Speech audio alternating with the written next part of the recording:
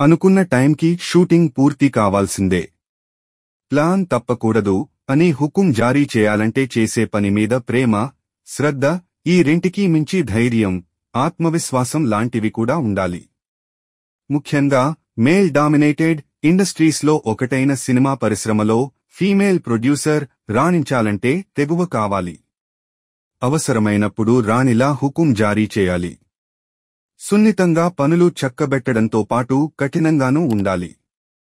అలా రెండు రకాలుగా ఉంటూ నిర్మాణ రంగంలోకి వచ్చిన కొందరు ఫీమేల్ ప్రొడ్యూసర్ క్వీన్స్. హీరోయిన్గా 50కి పైగా సినిమాలు చేశారు సమంత. అగ్రశ్రేణి నటిగా ప్రేక్షకులు కితాబులిచ్చారు. ఇప్పుడు ట్రాలాలా మూవింగ్ పిక్చర్స్ అనే నిర్మాణ సంస్థను ప్రారంభించారామె. కొత్త ప్రతిభను ప్రోత్సహిస్తూ అర్థవంతమైన కథలను ఈ నిర్మాణ సంస్థ వేదికగా ప్రేక్షకులకు చెప్పాలనుకుంటున్నామని సమంత పేర్కొన్నారు. ప్రముఖ నిర్మాత దిల్ రాజు కుమార్తె హన్షితా రెడ్డి తండ్రి బాటలో నిర్మాత అయ్యారు. శ్రీ వెంకటేశ్వర క్రియేషన్స్ పతాకంపై దిల్ రాజు ఇప్పటికే 50కి పైగా సినిమాలు నిర్మించారు. కుటుంబ సమేతంగా చూడదగ్గ చిత్రాల నిర్మాతగా ఆయనకు పేరుంది. ఇక దిల్రాజు ప్రొడక్షన్స్ స్థాపించి ఏటీఎం వెబ్ సిరీస్ నిర్మించిన హన్షిత తొలిసారి బలగం సినిమా నిర్మించి బ్లాక్బస్టర్ అందుకోవడంతో పాటు అభిరుచి గల నిర్మాతగా పేరు తెచ్చుకున్నారు. ప్రముఖ నిర్మాత సూర్యదేవర రాధాకృష్ణ, చినబాబు కుమార్తె హారిక సూర్యదేవర మ్యాడ్ చిత్రంతో నిర్మాతగా పరిచయమయ్యారు.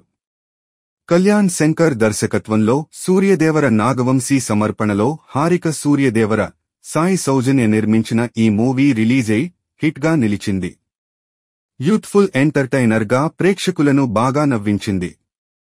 తొలి చిత్రంతోనే అభిరుచి ఉన్న నిర్మాత అనిపించుకున్నారు హారిక.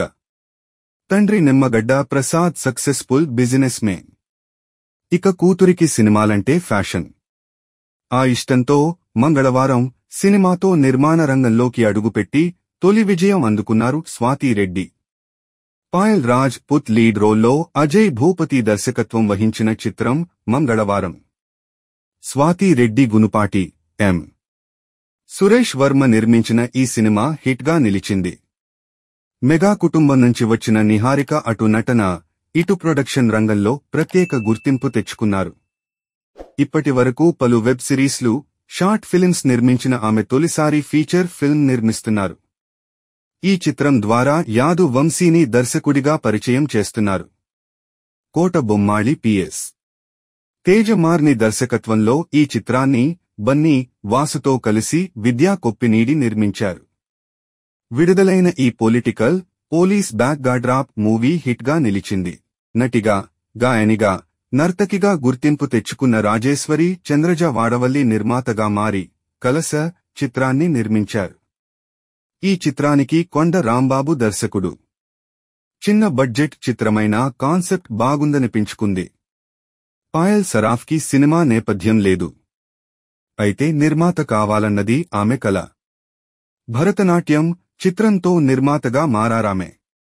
కేవీఆర్ మహేంద్ర దర్శకత్వంలో సూర్యతేజయేలే హీరోగా, మీనాక్షి గోస్వామి హీరోయిన్గా నటించారు. ఈ చిత్రంలో షూటింగ్ లొకేషన్లో అమ్మాయిలు తక్కువగా ఉంటారు. మనం అమ్మాయి అనే విషయాన్ని మరచిపోయి మన పని మనం శ్రద్ధగా చేయగలిగితే సక్సెస్ గ్యారంటీ అంటున్నారు పాయల్ సరాఫ్. కమ్మని మాటలు చెప్పే వ్యక్తుల కంటే సైలెంట్గా వర్క్ మీద శ్రద్ధ ఉన్న టెక్నీషియన్స్ తీసుకోవడంలోనే సినిమా సక్సెస్ రేట్ ఎక్కువ ఉంటుందనే నిజాన్ని మగవాళ్లకంటే ఆడవాళ్లైన నిర్మాతలే గుర్తిస్తున్నారు.